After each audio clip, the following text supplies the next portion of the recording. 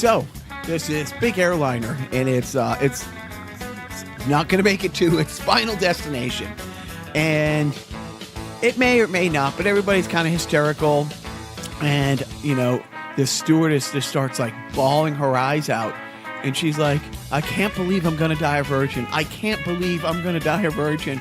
Like, I've never, been in a serious relationship. I've never been married. Like, I don't know what it's like, to meet somebody who really makes me feel like a woman.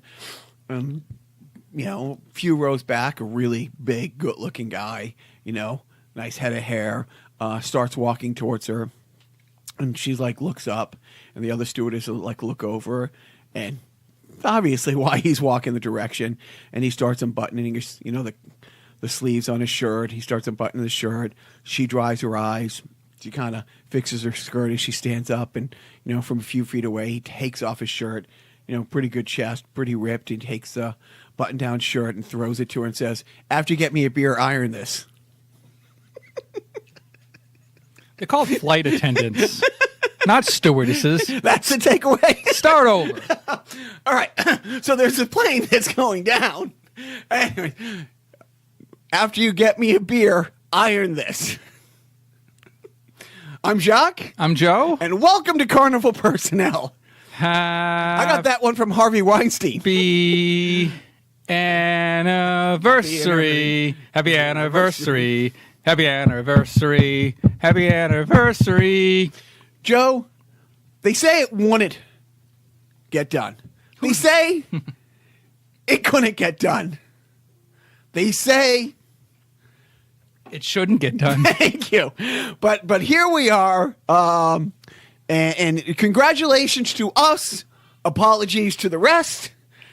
I've never apologized. Oh, wait. I have. Every single episode. Wow. Yeah. Let me get this out of the way.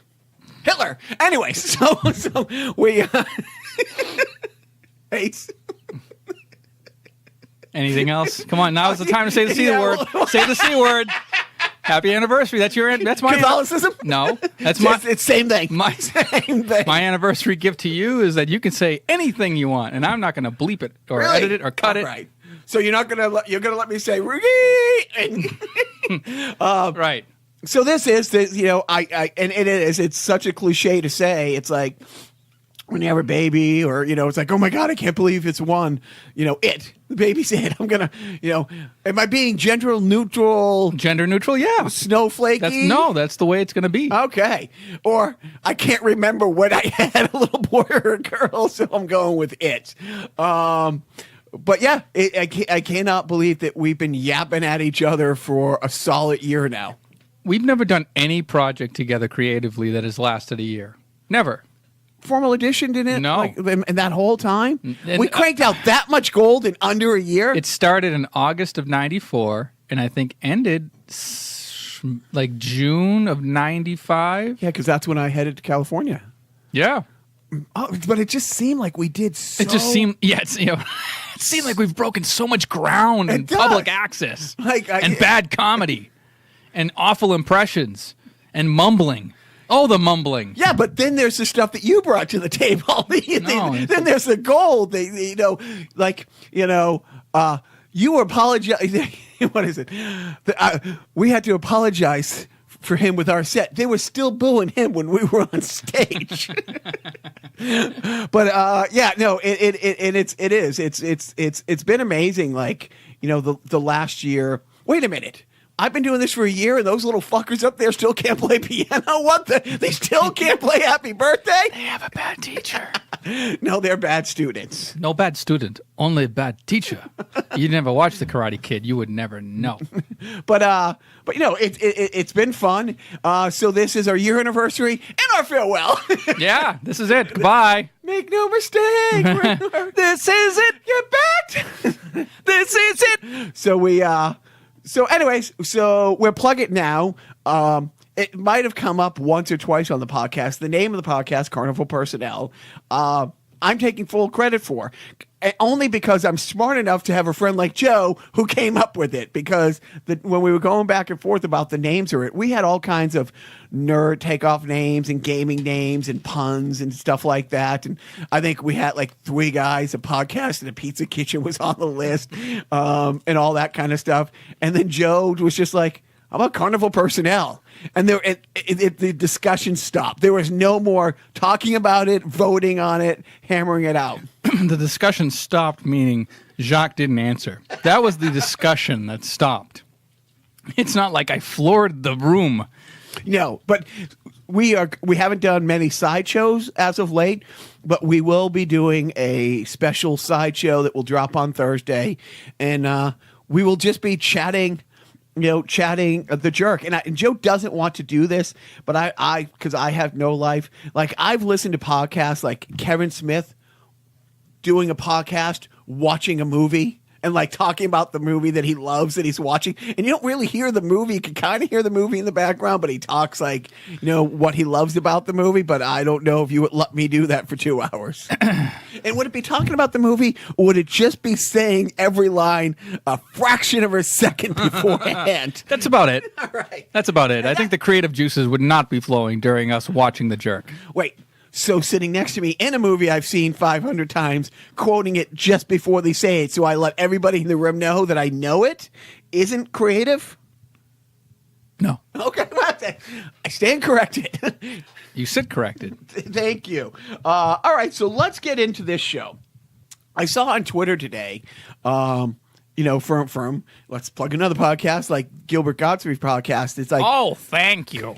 That today in '92 is when Johnny Carson went off the air. Yeah. I was, as were you, a big Carson. You can't. I mean, I wasn't a big Carson guy, but I watched Carson occasionally. I was like in high school when he went off the air. And I was at Fitchburg, and it was my JFK assassination, where were you moment. Oh, wow. Our friend Pepsi, your friend Pepsi. I remember. Rest in peace. Lived for Johnny Carson.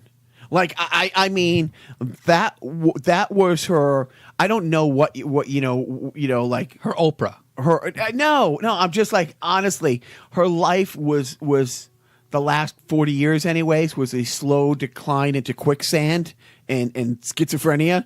And this was like the one rope that somebody threw to just keep her somewhat tethered to reality. Like, even when she had her famous, and by famous, I mean infamous, one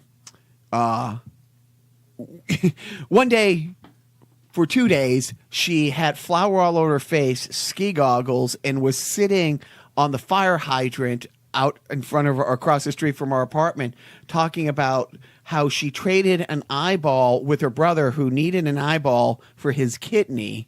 And that's when we're like, all right, Pepsi's had her moments, but we got to put her in the car and take her somewhere. I am so stealing that bit. I mean it, dude. It's like... someday I'll have Rod here or Dan or John, and because as John will tell you, my memory from like 89 to 98, 99 ain't so crystal clear. Have a few dead spots in there, a few patches of, I think this is how it went down. It's what I read in the police report. It's like the Star Wars expanded universe. It's gone. It's gone. It really is. But anyways, we were with Pepsi when we watched the last broadcast, and to this day, like the tears, and it's like so hot. I mean, honestly, did you ever know that you're my hero? Is that what she sang? Did she sing "Wing Beneath My Wings"? Yes, I believe so. Bette Midler got on the desk. And just you are the wind beneath my wings. But it was. I mean, but so and then it was funny. Then to continue. Gilbert also posted, I think it was Gilbert posted this phenomenal clip of Tony Randall just beating the shit out of Johnny. I saw it. Yeah, it was a minute and a half of. You got 3 good zingers in there. Like, wow. And it's like, I really don't. And was it contentious, or was it that's just their nature with a good, honest ribbing? Or was Tony Randall just. I don't know. Tony Randall seemed a little too honest. And that last line about his marriages. Oh, yeah. That was like the coffin meets the heart of Dracula. Because I mean, the steak meets the heart of Dracula. The Cut that other part out, Joe. Okay, no. Joe. Thanks. You're such a douche. You retarded cunt. There we go. I slipped it in there. But no, because I remember, you would see certain talk shows. Well, like the whole now it's like Jimmy Kimmel and Matt Damon type thing. There's no way they're not like the best of friends, but are so nasty to each other. But that seemed like. How many times has Tony Randall been on the Tonight Show? After that, yeah, I wonder. We'll have to have our research. Maybe we can have Paul Raybone from from the Gilbert podcast do the research on that.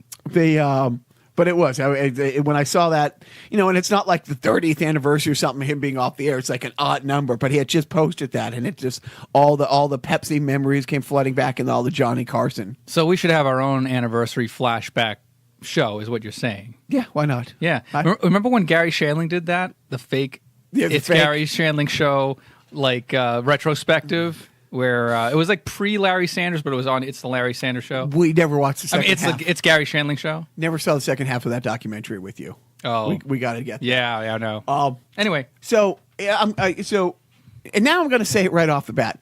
Fuck you, movie industry, for wrecking my kids' chance of college funding. Seriously, dude. It's like, and of course, I'm a couple weeks behind, but, I didn't see Infinity War until like the second week, and I saw Deadpool this week, and I literally, it's just, at least Deadpool, it was just me and management, and it wasn't the two Dream Squashers, but it's like now we got Solo, and we have to see that this weekend, and then literally just after I pay off that loan, it's going to be Jurassic World, and it's just like boom, boom, and then Ant-Man comes out, and it's one of those things where there's some movies you can wait, you know what I mean? It's like there's been a couple Matt Damon movies that like Downsize and some other stuff that they're fine of the rep. You see them and you think that's interesting. Check your watch. I can wait 3 months for Redbox. But honestly, it was Thor Ragnarok was just leaving the theater when Black Panther came in, and Black Panther was like still like number 4 or 5 in the box office when Infinity War came out, and then Infinity War is, still doing what it is, Deadpool, and it's like Deadpool will still be in the top 5. Well, it is going to be in the top 5, but this weekend it's going to be Solo. It's like in each one of these movies, and again, it's like it's the movies and it's the snacks, and yes, I'm bitching about it because there's so much stuff that I physically cannot not go see in a big screen. Well, first world problems. Yeah. So, and what was the real joke there? What? College fund. Oh yeah. All right. Seriously. Who am I kidding? Yeah. Well, they're playing chopsticks up there for the 80th time. And not well. Right. And not well. Right. The keys. Wait a minute. The keys light up as you play. Is that a Korean joke you made? You fucking sick racist bastard. Do they use chopsticks? Oh yeah. Yeah. Oh, well, management does, and her mom does, and the boys, try. And yes, faithful listeners, I do have lightsaber chopsticks at the house, and I think I got them from Biff. So you saw Deadpool, and I didn't. You saw Infinity War, and I did it. You saw all of Black Panther. I saw half. I got some catching up to do, but those YouTube videos about old Nintendo games aren't going to watch themselves. They are not. No. Hey, did you know that there was a game called Super Mario Brothers that came out for the Nintendo? When? 1985. What? Yeah. Why is this the first I'm hearing about it? I don't know, but I'm watching at least 2 videos a day on it. I'm going to do my non-spoiler review of Deadpool. I will summarize it by saying I would let Ryan Reynolds sodomize me while watching Deadpool. And see. It's all the fourth wall stuff that you love. And by you, I mean me and everybody who's seen it. Like, I've not seen anybody say, okay, we get it. He's talking to the camera. Ha, right. Move on. No, you can't move on. That is Deadpool. And I'm not giving anything away, but it's really funny that the guy who plays Thanos is the guy who plays Cable. Yeah, Josh Brolin. And it's one of those things, it's like, okay, how much money? And that's the same thing. It's like, okay, so Christopher Pratt, you are in Infinity War, and just as it leaves the theater, it's in time for Jurassic Park. You know? How do you have time to sleep on the pile of money that you make? And this is going to be, I think Josh Brolin said it in an interview, like he's like going to start backing off of movies for a while. He doesn't want to be overexposed. because he does want that cash money to be rolling in. So you won't see him in the Freddie Mercury movie. You probably won't see him in the Christopher Robin movie that's coming out. So, you know, but so only movies that gross $1 billion. do you remember? What you're saying. Right. I mean, do you remember the year? I think it was 01 or 2000. Remember Jude Law? Yeah, everything. Jude Law was in 5 couldn't movies, turn around, and it and was one piece of garbage after the next. And the thing is, like, those movies are planned years in advance, and they take so long to shoot and produce and stuff. It's just Well, they're pigeonholed. And then when Jude Law gets hot, it's like, shit, we got that Jude Law movie we've been sitting on for 2 years. Let's put that out in the theaters. See? Yeah, see? Are you going to get to see any of these? Or are you waiting for the Apple TV? No. I'll see Deadpool. I gotta go see Avengers. I mean, that's a sin to not see it in the theater. Yeah, I think I'll see Deadpool and Avengers. I think I'll wait on Christopher Robin. You don't know what I'm talking about. Oh yeah. No, Okay. that's a Winnie the Pooh story. Yes, right. Most people don't realize that that's a Canadian story, much like Deadpool, because Ryan Reynolds is Canadian. So you like the Deadpool? I like the Deadpool a lot. I like the Deadpool that it's going to be a franchise. It's not going away. You know, and in fact, like, you know, they're going. I think they're going to expand it. I don't know how much quicker they're going to make these. I don't think they're going to like crank it out like every year. There's going to be Not one. like you crank it out to Deadpool. Don't judge me till you see it. I don't want to see you cranking out. Why? You know. Well, you know, been there, done that. Okay, well, It's old hat. Fair enough. Fair enough. So yeah, you know, it's been one of those springs and like summer where, and I'm quite sure if we went back, it's been like this since the whole Marvel Cinematic Universe, and now that DC's trying to catch up. I don't think there's a lull where there's a not must-see TV or not must-see in the theater movie more than every 3 or 4 months. I don't think you get a 4-month break. No. And then, of course, I buy it the first day it comes out on Apple TV. As racist as I am, I pre-ordered Black Panther, you know, and so the day it came out, I was able to watch it. Well, when it comes to buying black things, you're all in line. Like, people, you bastard. Anyways, so we got that. Now, I was going to put this under the sports thing. No. But it's not a sports thing. No. What is the only way to properly say it? I'm going to What are you talking about? the NFL.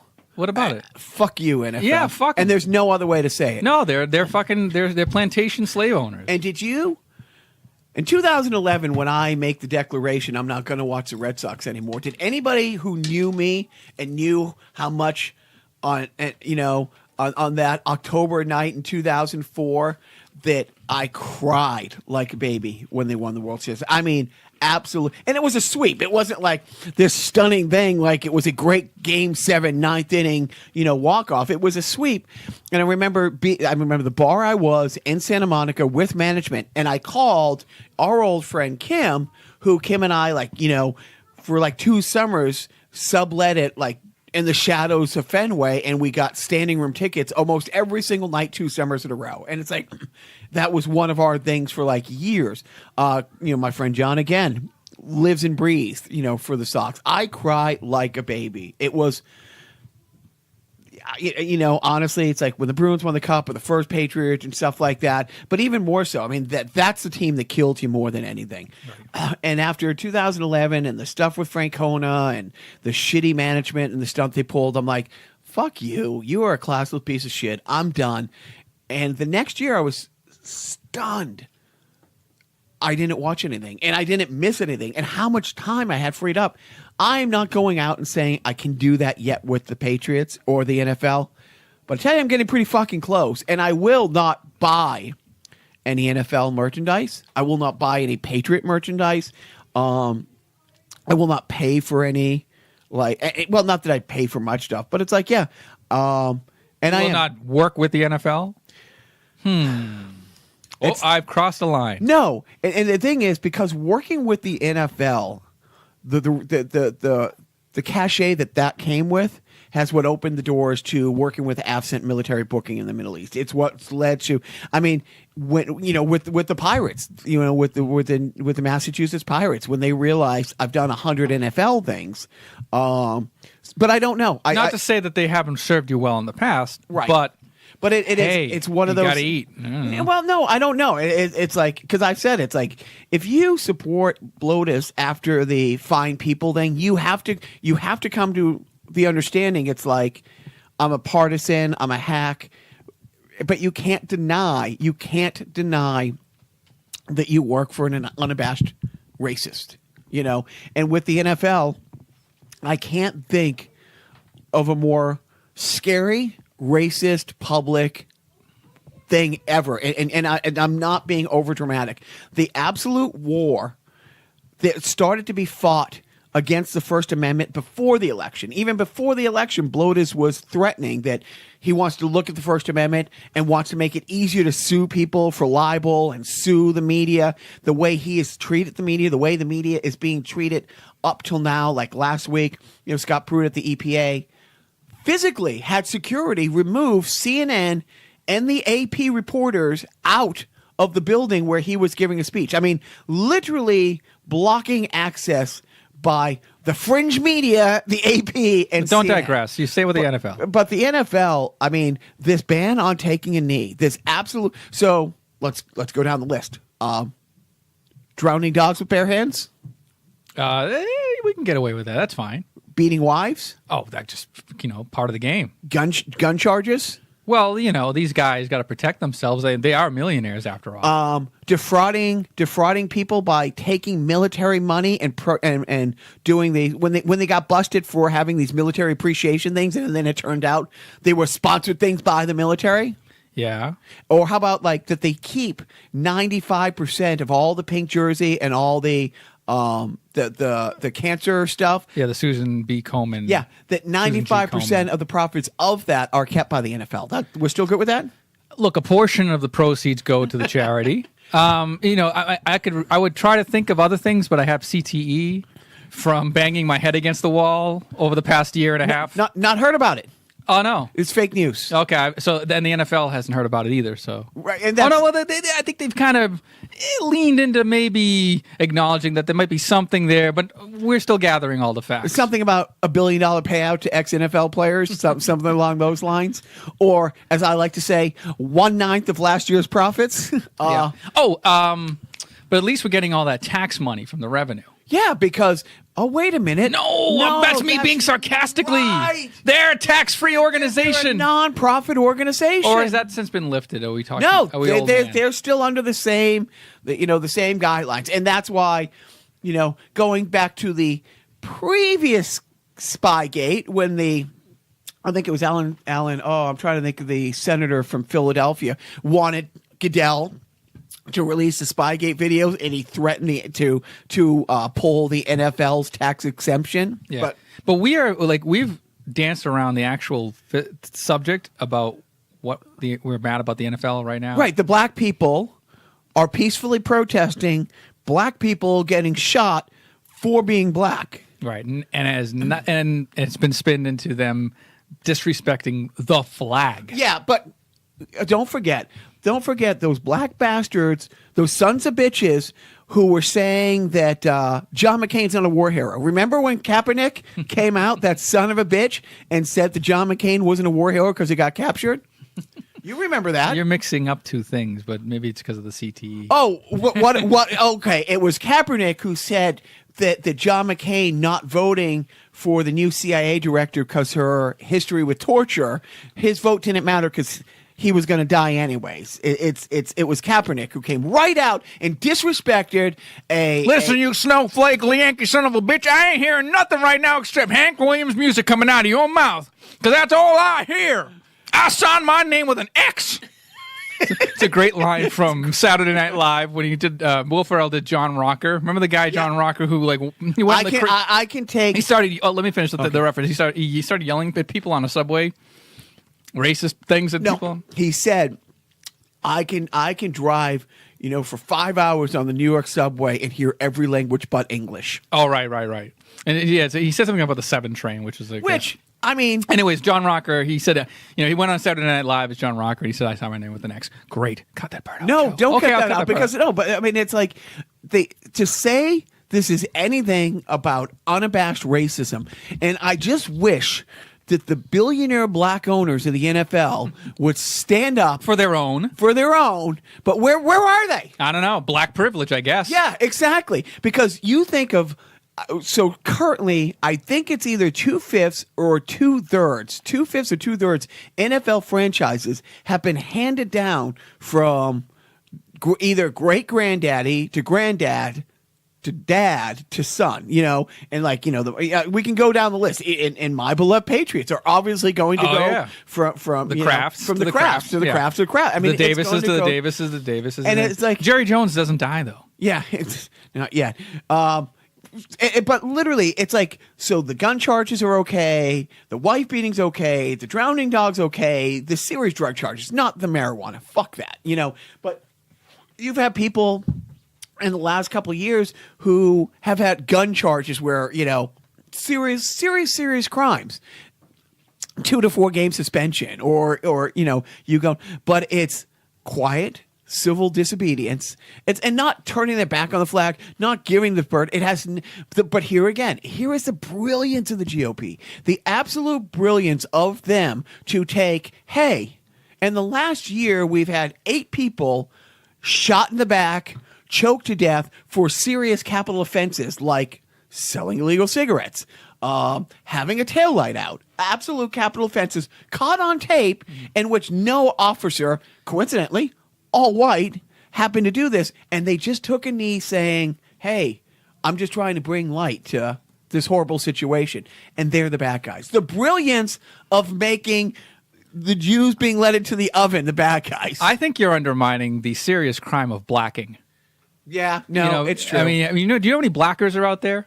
A lot of them. A lot of people are out there blacking their ass off. Yep. And what am I supposed to do? Just sit here and take it? No. You got to go out there and diffuse the situation. And as quickly as you can. Right. Usually with a gun.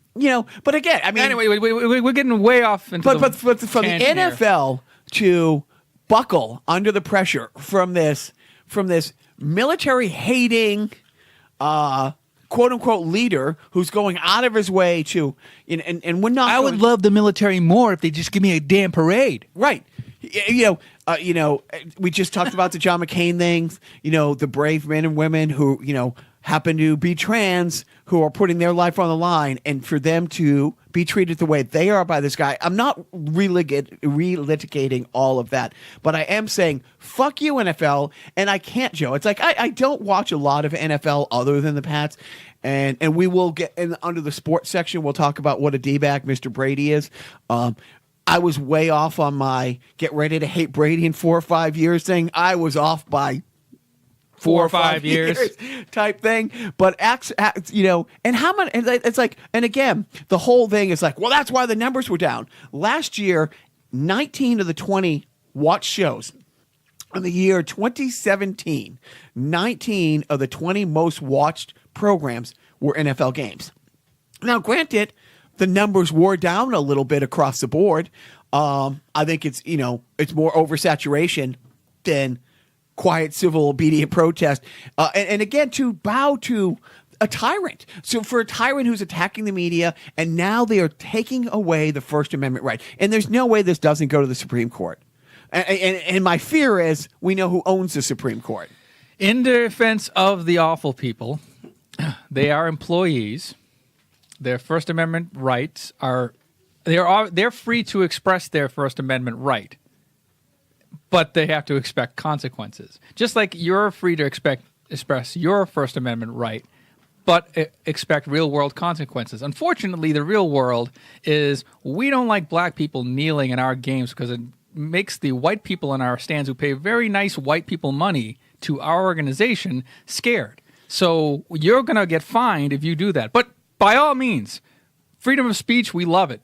But just so you know, it's also our freedom of speech to fine you if you will express your freedom of speech. So it's right. No, look, if you got, it's like let me go one step further. It's like when Laura Ingram's she went off and she started villainizing the the Parkland kids, and her sponsors got dropped. She was expressing her freedom of speech. Real world consequences. Sponsors didn't like that. Now, that's the good side of expressing your freedom of speech and there being real world consequences that sort of jibe with society's, morals or, the way things should be. But here is sort of the flip side. It's like it's the same paradigm, but it's flipped. It's just like, okay, you can do that, but just so you know, we're all billionaire white people and we take exception to what you're doing. And until we get the heat put on us for finding you, we're going to just do this. Right. And thank you for actually looking at it from the other side. I do appreciate that. And it's true. It's like if you got a neck tattoo that says, I ride with Satan, and you want to get a job like as a greeter at a high-end hotel, it ain't going to fly. Right. And I remember being a little frustrated, in high school or college because I had the flowing locks that, I got looked at a certain way, for looking like that. People just would assume it's like, I was some pothead who couldn't handle the register at a Pumpagino. So, well, that's not a bad example because I work there. But no, and it is. But the thing is, where it's just, they spun it into, they completely turned around. If they were just doing this, if this was just happening and people, I don't want to say just accept it. I'm trying to think of the right way to say it. But if they didn't make it about military, and they literally took the focus off Black Lives Matter and made it black people hate the military. Yeah. Like they completely shifted the narrative. Not all black people, just those sons of bitches. Just those sons of bitches. But fire them. And I'm not even right. But that's the whole thing. It's like, and I know it's like, well, what if Obama did it type thing? But what if it was, what if we're like all the white people decided I'm going to kneel with my brothers wearing the same jersey with me, or my brothers in the the football players association? Would it be the same outcry? My guess is that this is obviously fresh because there aren't any. We're not even in the preseason yet. We're not even in training camp yet. This is just out of the box. We're hearing about this coming down from the NFL. This could all change in a week. This could change in a month, where they backpedal or whatever, and they'll probably will feel the heat from the public saying, "Look, that's a douchey move, and we're not gonna stand for it." They may feel the heat, or in the coming months, or maybe even if this new policy goes into effect and is enacted on game one or in week one, you may see protests en masse saying, look, we're not gonna stand by this. And I don't know. I don't know the inner workings well enough to think like the players' union is going to be against. The players' union is going to, if the players all decided to kneel and take fines, how is that going to affect their relationship with the owners? Like, I don't know how political it gets inside. I don't know if they could afford to do that. Oh God, this is going to hurt, Joe. Wow, you're right. It did hurt.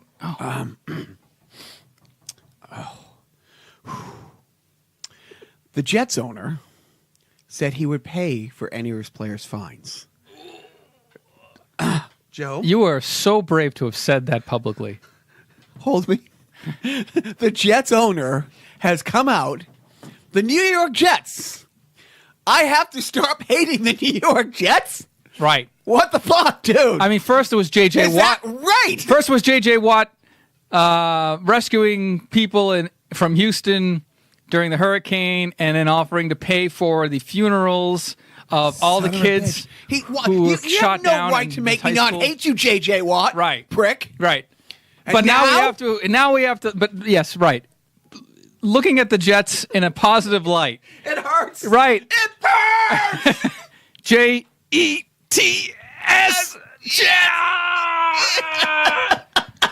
Don't want to be alive. Oh. So what the hell was that? That was like a fever dream. I don't even know what that wasn't even like a segment. That was like an acid trip. Right. That was an acid trip. Oh, it's funny you say acid trip. I'm giving a shout out to a new current listener, my good friend, AJ. Mr. Price, and he hates the name, or the Price is Right. But anyways, I'm going to Connecticut yesterday. He calls and he goes, "Hey, don't be offended by this, but you're probably the guy to ask. Do you know a bunch of good songs or a really good song about drug overdose and, drugs fucking everything up?" And in my head, I instantly flashed to the Dan Craig catalog. But then, honestly, I'm like, no, you might want to go with this, go with this. No, go with the Butthole Surfers Avalanche, which is a great, great, great song about drugs. And then I'm thinking, I live for Iggy Pop. You can either go with The Passenger or Lust for Life. Probably one of the great fun facts, sidebarring. Lust for Life is all about his heroin addiction. But it's such a fun poppy song. I got a lust for a life, and I remember seeing that Carnival Cruise. Carnival Cruises, and I'm thinking, really? Do you want to? You boys in the room want to listen to the first verse or the second verse? They cut that part out. But I went with. Oh my God! Wait, no, Jim Caro, People Who Die, and he's like, oh, I don't know. And I'm like, the Basketball Diaries? He's like, yeah. I'm like, that's Jim Caro's life. It's his life story. He, at the same time, being a blue chip high school basketball player, pulling tricks in order to feed his heroin addiction, he goes on to be a punk god in his song Lust for Life. And then he's reading it and he's like, oh my God, because he just started a new class last night. He's taking a summer course at Dean, and he's like, this is all I needed. Might I suggest Huey Lewis in the News, I Want a New Drug? No, you might not. How dare you bring Huey Lewis? If it was just all about the news, I'm good with it. But that son of a bitch, Huey Lewis, and the same conversation with Iggy Pop. I'm so glad he can't hear this. And Jim Caro, how dare too soon. Yeah. How dare you? And then it was funny because it's like I was at the basketball game with another kid from the Pirate. We went down to check out WNBA game, and I'm like, hey, so how's the paper coming? You get to the Timothy Leary part, and he's like, oh my God, the teacher just was talking about Timothy Leary. It's like, dude, you can't say LSD without the sentence before it being Timothy Leary or the paragraph after talking about Timothy Leary. But so anyways, so we've talked about all those sons of bitches. We talked about first world problems. I'm not going to make a big thing out of it, but I've already did the fuck you NFL, and I think I've had a couple fuck yous on this show. Fuck you, my pool. First world problems, white privilege. We were looking for houses. We saw about 60. None of them had in-ground pools. We didn't want a pool. We didn't want a yard. We get this one. Last week, it was professionally cleaned and opened, and then it rained, and now it's turned green. And then we got all these chemicals to treat it. It's 90 degrees today, but it's going to take 3 days, and we got to go back to the store and figure out how this pump works. It's like, it's the money pit.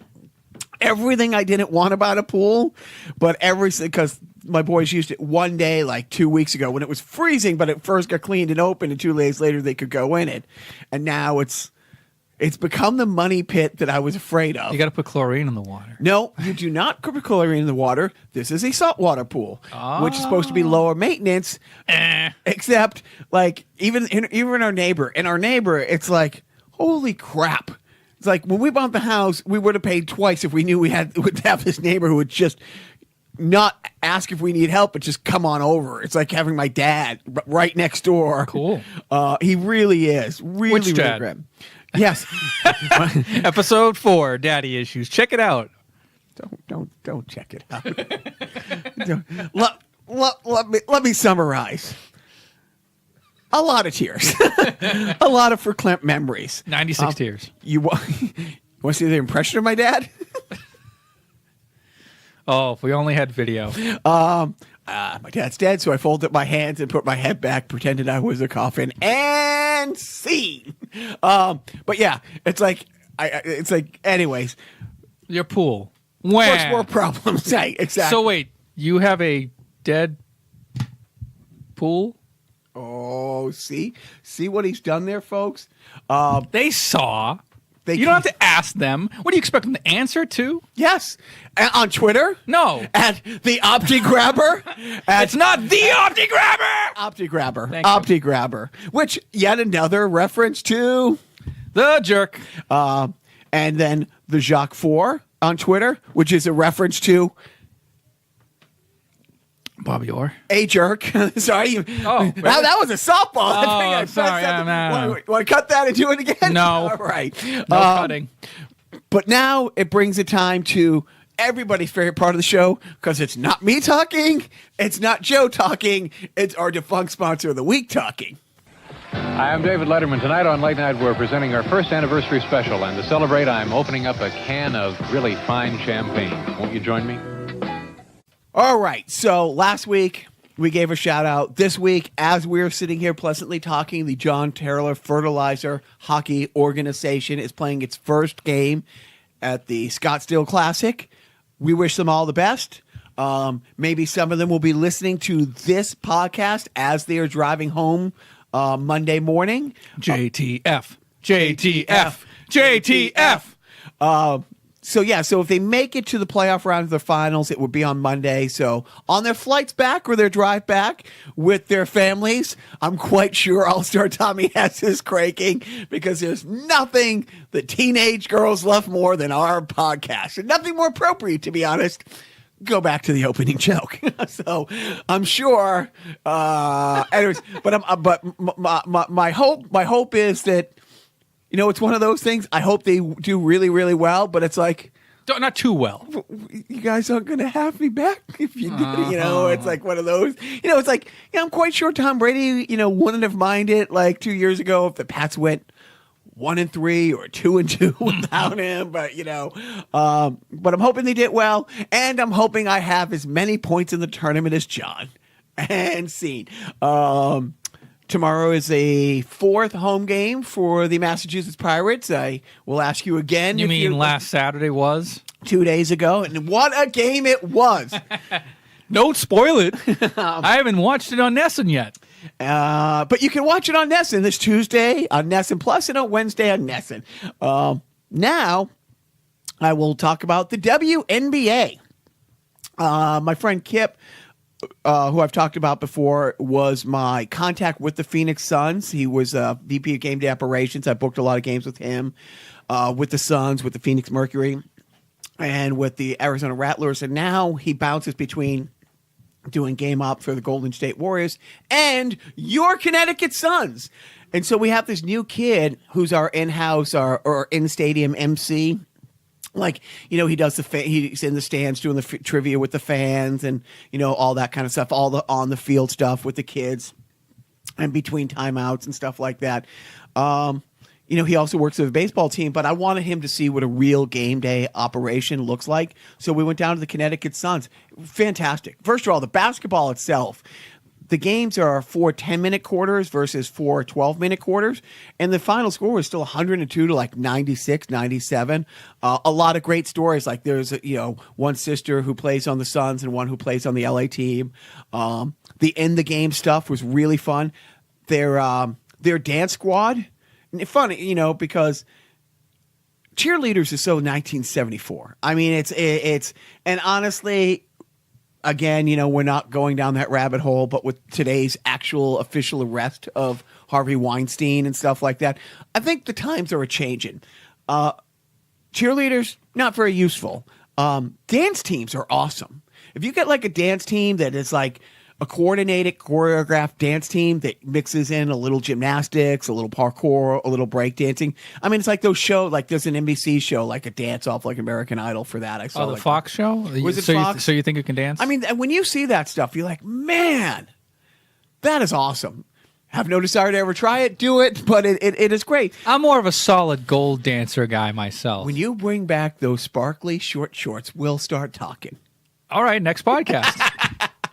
But so the thing is, their dance squad, like long pants, like, dancing pants, but long pants and like t-shirts. There's no belly button showing, no like cut out shoulders. And they were part of the hype up squad, but their dancings were fantastic. They were literally like minor league Circus Olay, more Circus Olay. So you think you can dance than pom-poms boobs. Like a girl. Right. I have nothing against pom-poms. Certainly have nothing against boobs. Well, you do. My Yourself. face. Joe, I'm just going to say, That you laugh at? I guess. But I have to fill the dead air hey. somehow. You know what I like about Big Boob Show? Everything. Big boobs. And just now you sidebar me. The boob tangent. Oh no. Who was the comedian who I recently saw said, obviously a woman came up with bra sizes, because if I was making bra sizes, a D would be an A. Right. A C would also be an A. I think a B would be a B. Anyway, but it was great because it's like, still listening, ladies? The game was fantastic. The athleticism was fantastic. But my buddy Kip really does the in-house show. One problem that the Mass Pats are having, or the National Arena League is having, the games are 3.5 hours long. It's killing.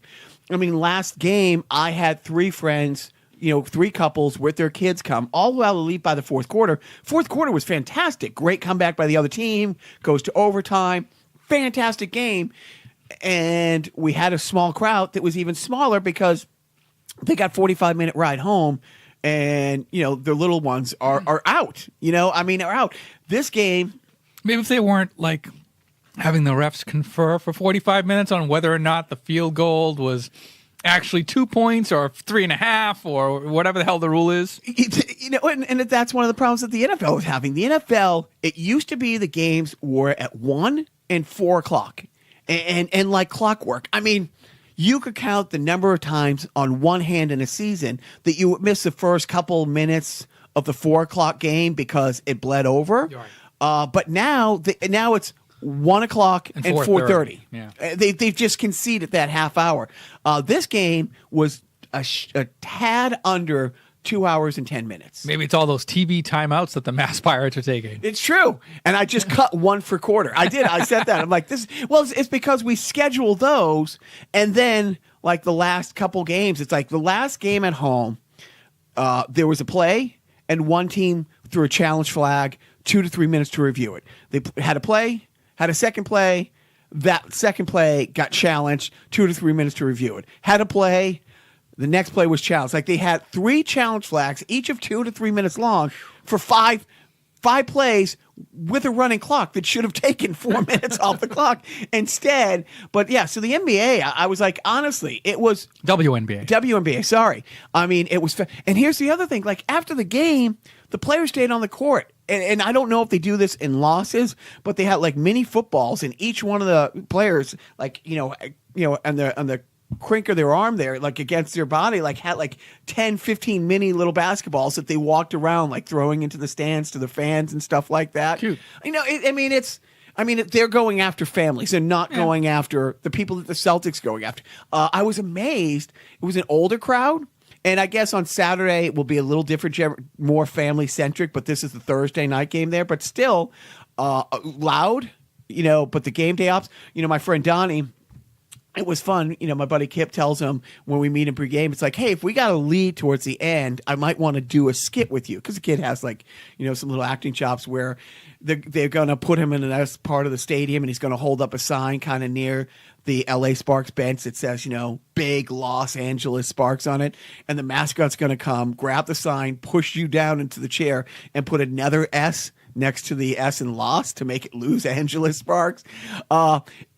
It went so fantastically well that when Donnie was walking back to the section I was, somebody stopped and goes, that mascot pushed you and you could probably sue the team. And it's like, hey, really? Really? That's your takeaway. Okay, you go ahead. But they sold the deception that well that somebody actually thought, slip and fall here. Oh, is that a banana peel? My takeaway is that you think lose is LOSS. No, well, lost. Sorry. But you know what I mean. No. Shut it. It was fun. I can't believe I'm talking about the WNBA, but there you have it. Is there any way that they can rake in where the real money is made? The degenerate gamblers. Now that gambling's, it's interesting. They of all teams, now they're in a casino. They play out, the Connecticut Suns play out of the Mohegan Sun, and now the San Antonio WNBA team just relocated to the home of my Stanley Cup playing Las Vegas Knights. Hey-o. So they are in Las Vegas too, but now they just made it like gambling legal, like for states to kind of decide on their own. That's when the real fanship will start to rise, is when people can start, losing college funds on the WNBA games. Well, it depends how much junkies, but yeah, because they just started their season. The NBA wraps up within the next 2 weeks, and the WNBA goes to the end of August, beginning of September. So very possibly it will be interesting to see like how I don't even know if like it'd be interesting to look into it if like FanDuel and stuff like that have those daily, things with them. The last thing I'm going to talk about under sport, we covered the fuck you NFL. We got that covered. Did we go over that? Did I see on the list? Yes. Okay, good. Just making sure. Because of the CTE, so some things I forget. Fuck you, Tom Brady. So let's review. Kraft fucks up and makes Hoodie get rid of Jimmy, the best-looking quarterback in football, Garoppolo, because the 41-year-old Tom Brady wants to play till he's 80 and looks like he can probably play till 43, 44, 45.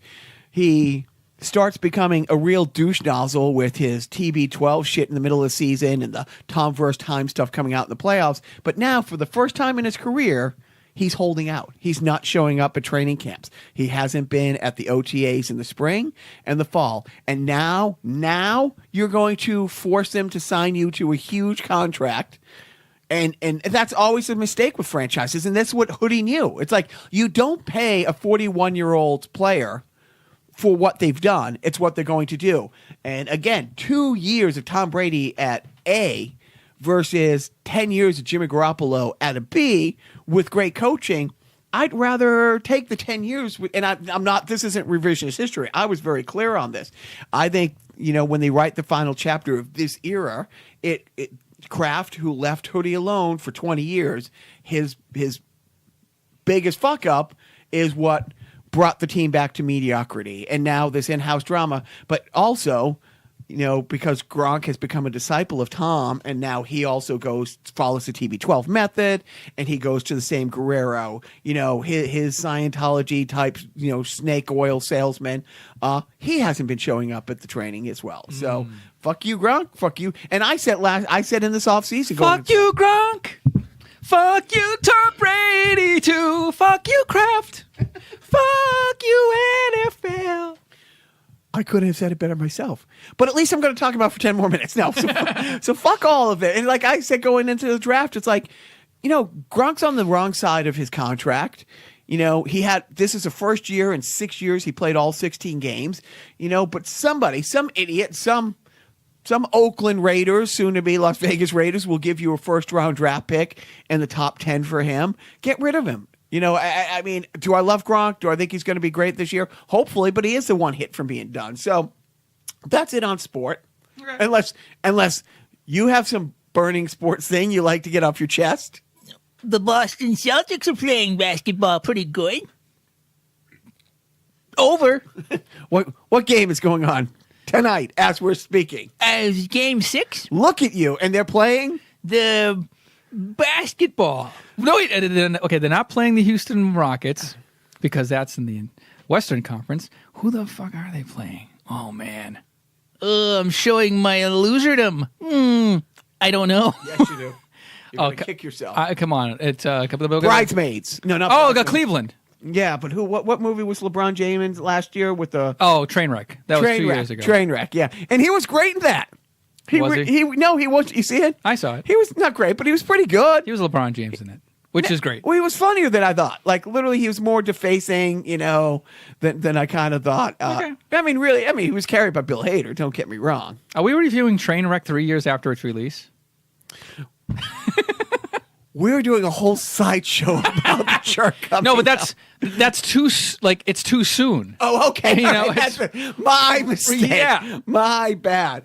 So we're going on sport, which brings us to your favorite segment. 1 year later, the random video game review of the week.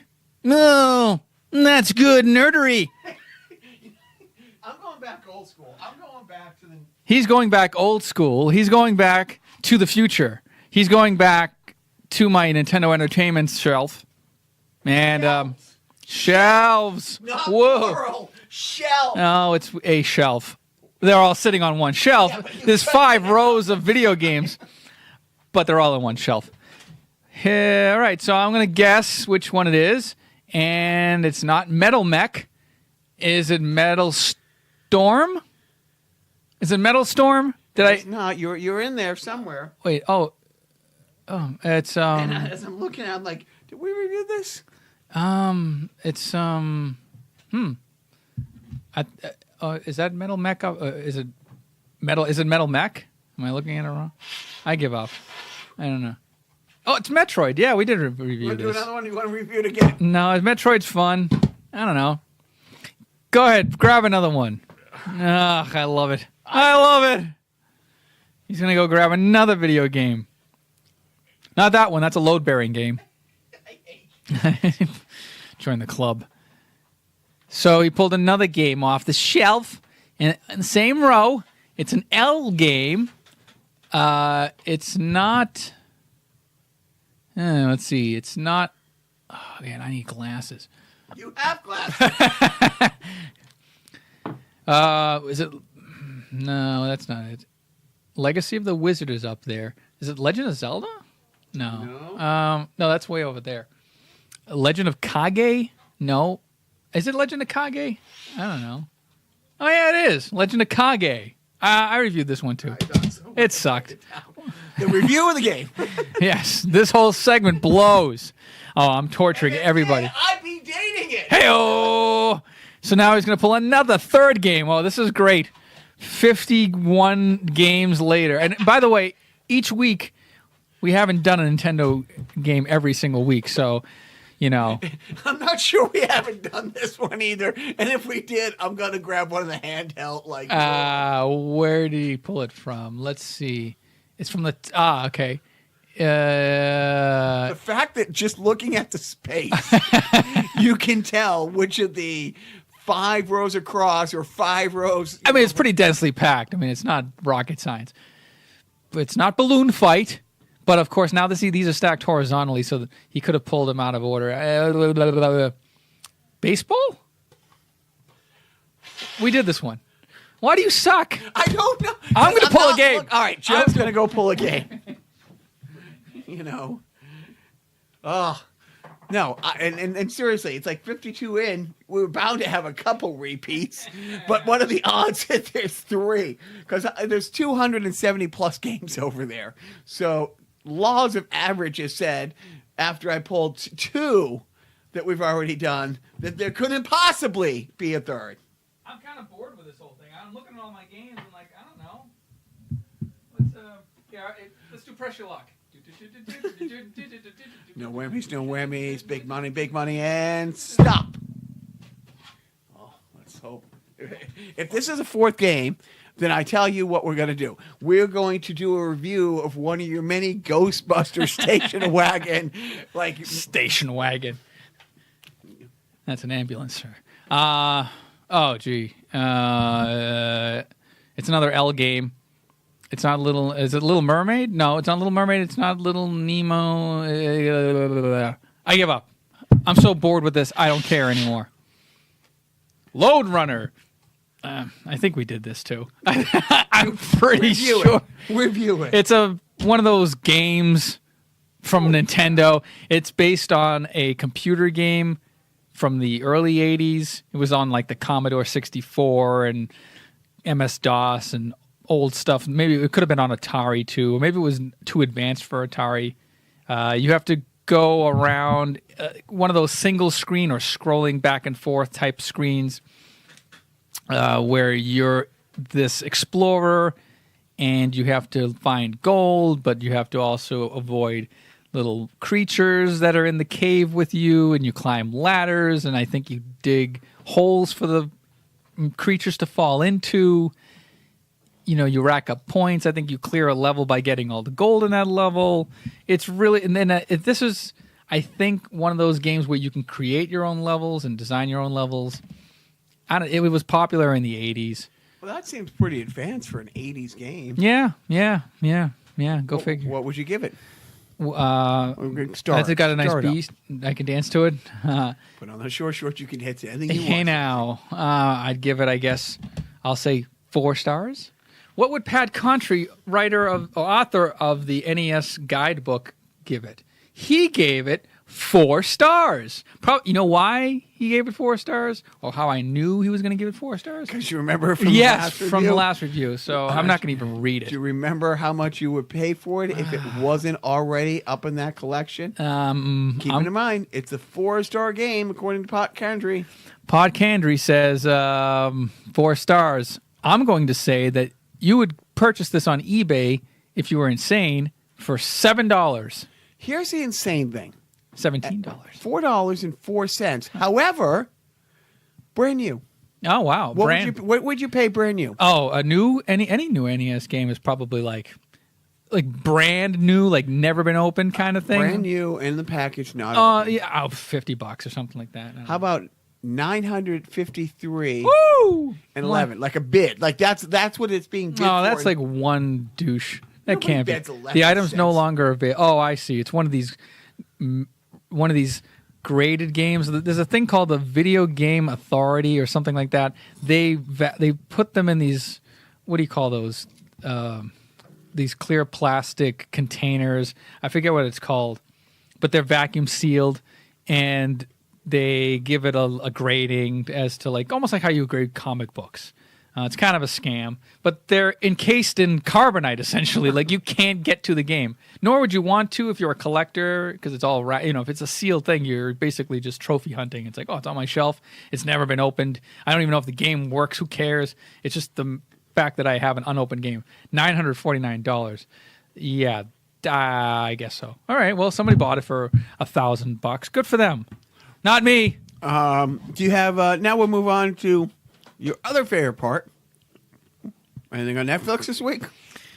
What did I watch on Netflix this week? Not a whole lot. A lot of Super Mario Brothers YouTube watch. No, I don't know.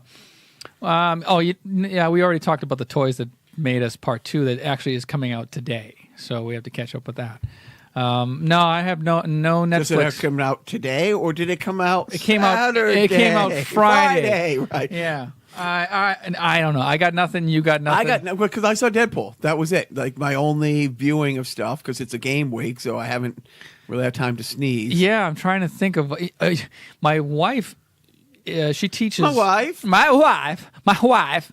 She teaches at college, so she's off for the summer, and she had a really grueling schedule. She's kind of burnt out.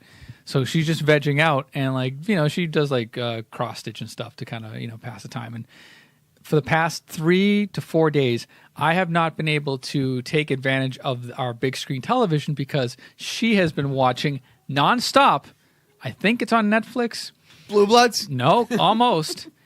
From season 1, episode 1. NCIS? Yes. Oh, well, I'm sorry. Which NCIS? No, the first one. Okay, all right. Yeah, the one with the girl who just left, Polly Perrette, who you don't know because you don't watch NCIS, but the Mark Harmon show.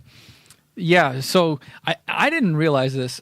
She's up to season 3 now. I think there were 11 seasons or 12 seasons or something like that.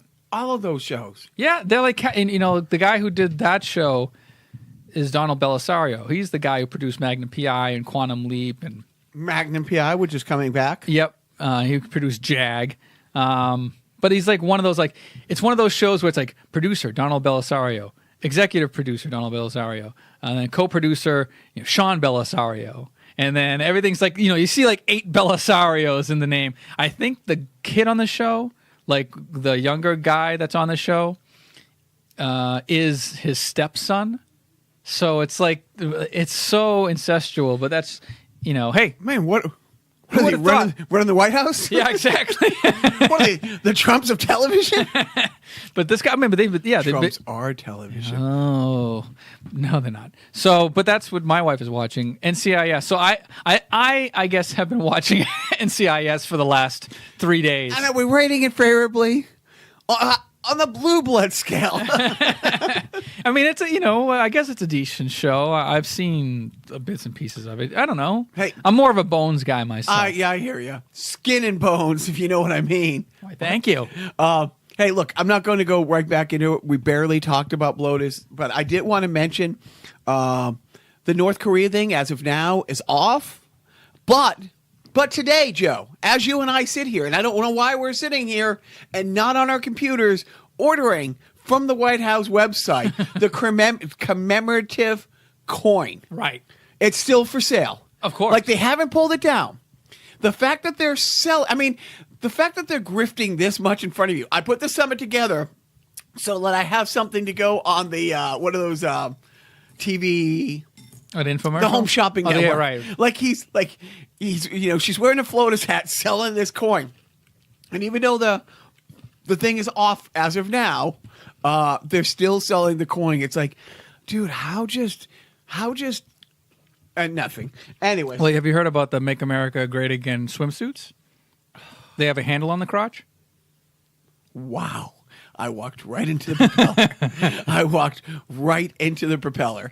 I heart you. Happy anniversary, sweetheart. Happy anniversary, my sweet love. Parenting tip of the week. So we are going to watch to do The Jerk today. And, I'm trying to think, and I'll bring this up in the show. I don't know how many times I've bought The Jerk. Like, on the different DVDs, and then you move, and then it comes out.